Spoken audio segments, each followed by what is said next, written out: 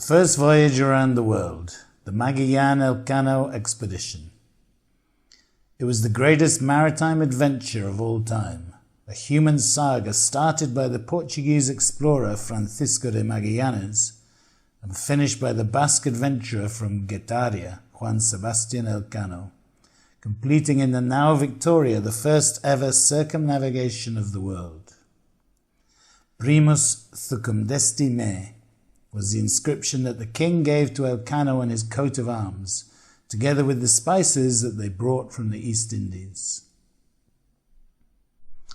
From this great journey, 2 testimonials out of the 18 men who made it back have allowed us to know in detail the circumstances in which it happened.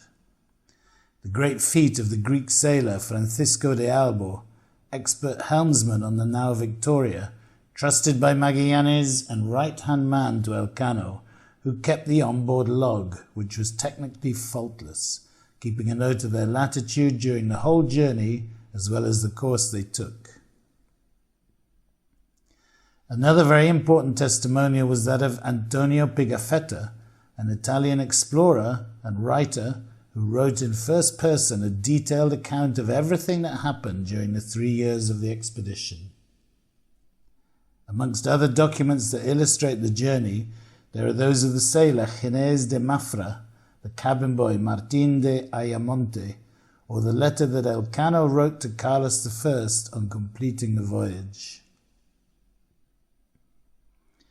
In the year 1453, the Turks took Constantinople and so closed the Silk Road and commerce with the East to the Christian and Western world. Therefore, Spain and Portugal started looking for an alternative maritime route to get there. The Portuguese looked for the Spice Islands, also known as the Moluccas Islands, sailing in parallel to the African continent. In 1498, the Portuguese sailor Vasco da Gama got to India, and in 1512, the Portuguese reached the Moluccas and started trading with spices.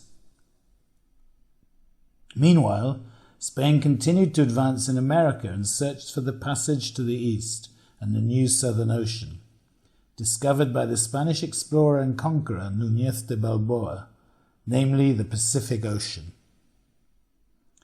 Ferdinand de Magallanes presented his project to his king, Manuel I of Portugal, and on not receiving the compensation he thought he deserved, he decided to offer it to another king.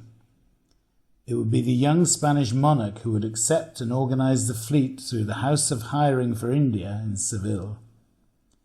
The Portuguese sailor wasn't intending to sail around the world, but to find a new route and to show who the Moluccas Islands, located in the Indonesian archipelago, belonged to, according to the Treaty of Tordesillas. On the 10th of August 1519, 5 ships set sail from Sevilla.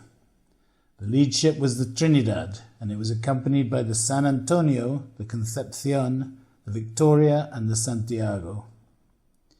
245 men in total were enlisted, not only Spaniards but also Portuguese, Italians, British, Greeks, and Flemish.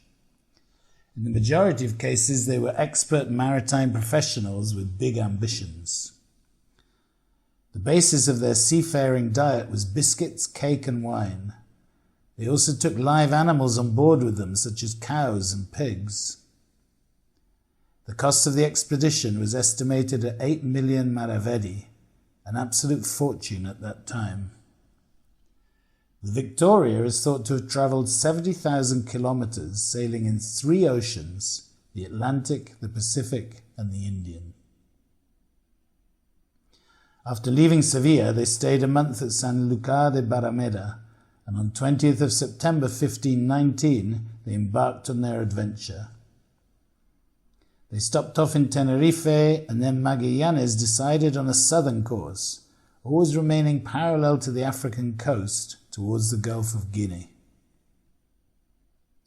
They immediately suffered from great calms, days when they didn't advance at all. Moreover, due to the bad weather and the refusal of Magallanes to share his decisions with those he was obliged to by order of the king, namely Juan de Cartagena, the disagreements started.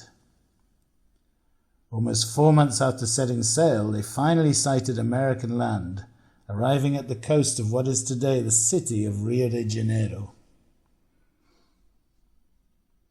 The fleet reached the River Plate and followed the American coast to the south. Each entrance and inlet to the west was a possible passage to the Pacific Ocean, their first objective, which had to be explored.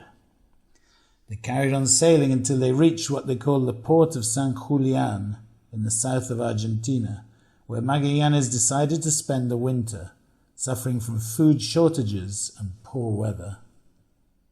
2 days after this, a mutiny happened, when some officers demanded to continue looking for the straits and others to head for the Cape of Good Hope via the Portuguese route without docking.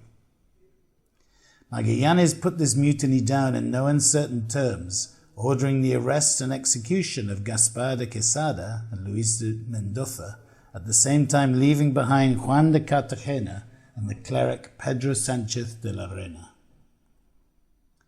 In the port of Santa Cruz, the Santiago became shipwrecked when it ran aground on the coast, and the San Antonio abandoned the expedition and returned to Spain with 50 of the sailors.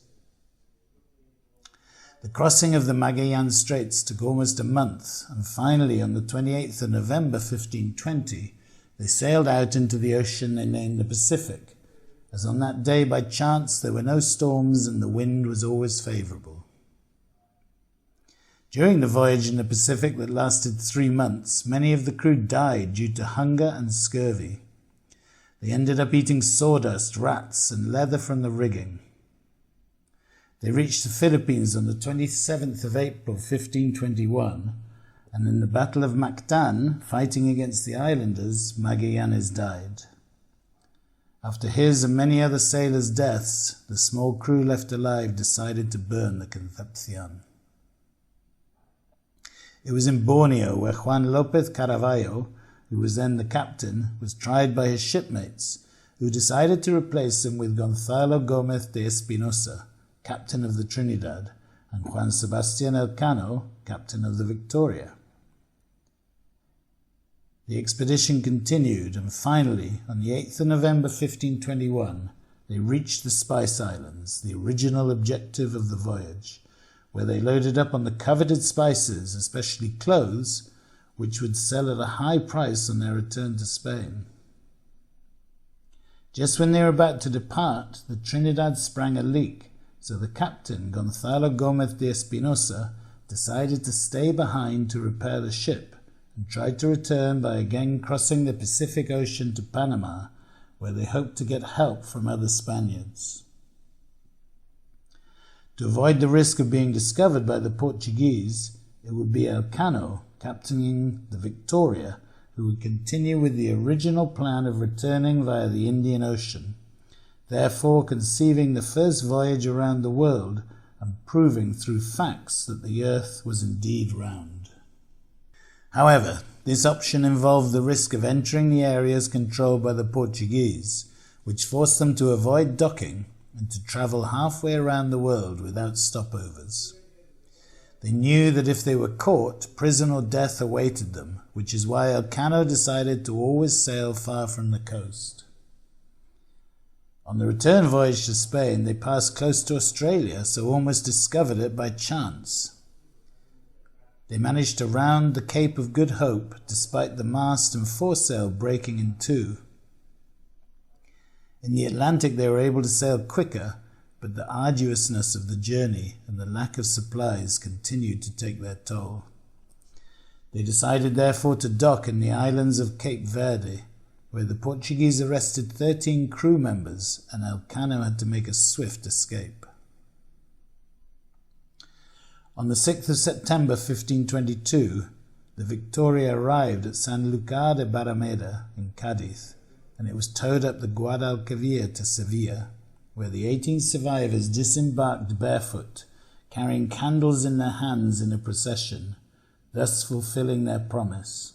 They had become the first vessel in history to travel around the world.